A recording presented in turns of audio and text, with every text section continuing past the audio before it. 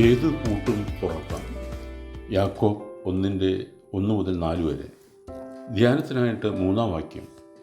നിങ്ങളുടെ വിശ്വാസത്തിൻ്റെ പരിശോധന സ്ഥിരത ഉളവാക്കുന്നു എന്നറിഞ്ഞ് അത് അശേഷം സന്തോഷമെന്ന് എണ്ണുവിൻ. അനേകം ടൺ ഭാരമുള്ള തടി കയറ്റിയ ഒരു പടുകൂറ്റൻ ലോറി മൂളിയും ഞരങ്ങിയും കയറ്റം കയറി വരുന്നത് കണ്ടപ്പോൾ ആധുനിക മനുഷ്യ ജീവിതത്തിൻ്റെ ചിത്രമാണല്ലോ അതെന്ന് തോന്നിപ്പോയി. ആ ഭാരം അത്രയും വലിച്ചു കൊണ്ടുപോകാൻ മതിയായ ഒരു കരുത്തുറ്റ എഞ്ചിൻ അതിനുള്ളിലുണ്ടെന്നുള്ളത് വാസ്തവം തന്നെ. എങ്കിലും ഈ കനത്ത ഭാരം താങ്ങുന്നത് ഏറ്റവും ബലിഷ്ഠമായ ടയർ ഘടിപ്പിച്ചിട്ടുള്ള 6 ചക്രങ്ങളാണല്ലോ. വണ്ടി ഓടുമ്പോൾ പല തട്ടും മുട്ടും സംഘർഷവും ടയറുകൾക്ക് ഏൽക്കേണ്ടി വരുന്നു. എന്നാൽ ഏത് ആഘാതത്തെയും ചെറുത്തു നിൽക്കത്തക്ക വണ്ണമുള്ള ദൃഢപേശികളോടുകൂടിയാണ് അവ നിർമ്മിക്കപ്പെട്ടിരിക്കുന്നത്. ഈ ടയറുകളോട് മനുഷ്യനെ ഉപമിക്കാം. മനുഷ്യ ജീവിതത്തിൽ നിരവധി തട്ടും മുട്ടും ഏൽക്കേണ്ടി വരും. പക്ഷേ അവയെ ചെറുത്തു നിൽക്കുവാനും എത്ര വലിയ ഭാരവും വഹിക്കുവാനുമുള്ള ദൃഢപേശികളോടുകൂടിയാണ് ദൈവം മനുഷ്യനെ സൃഷ്ടിച്ചിരിക്കുന്നത്.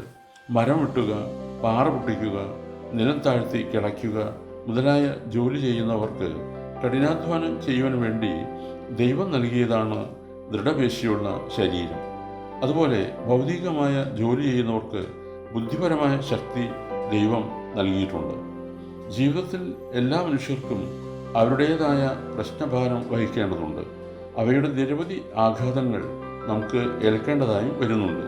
എന്നാൽ അങ്ങനെയുള്ള സന്ദർഭങ്ങളിൽ അതിനുള്ള കരുത്ത് ദൈവം നമുക്ക് നൽകിയിട്ടുണ്ടെന്നുള്ളത് മനസ്സിലാക്കാത്തവരും പൊട്ടി തകർന്ന് പോകുന്നുണ്ട്.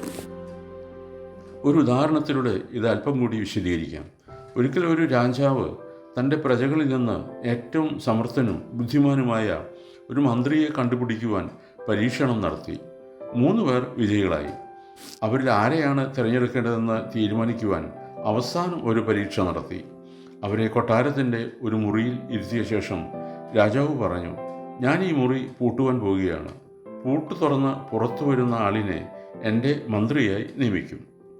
3 പേരിൽ 2 പേർ കടലാസും പെൻസിലും എടുത്ത് തങ്ങൾ പഠിച്ചിട്ടുള്ള എല്ലാ സാങ്കേതിക വിദ്യകളും ഉപയോഗിച്ച് പൂട്ട് തുറക്കുവാനുള്ള സൂത്രവിദ്യ കണ്ടുപിടിക്കാൻ കിണഞ്ഞ് പരിശ്രമിച്ചു.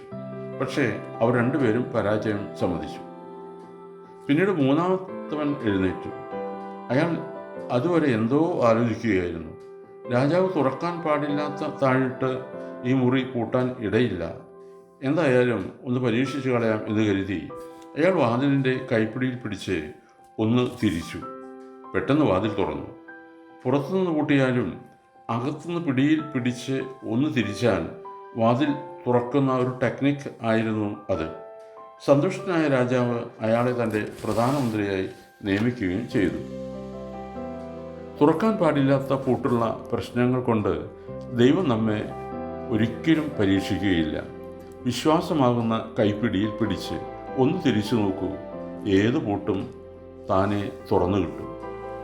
ഓർക്കണമേ, മനുഷ്യൻ്റെ എല്ലാ ശക്തിയും നിലനിൽക്കുന്നത് ക്ഷമാശക്തിയിലാണ്. റോമർ 8:18.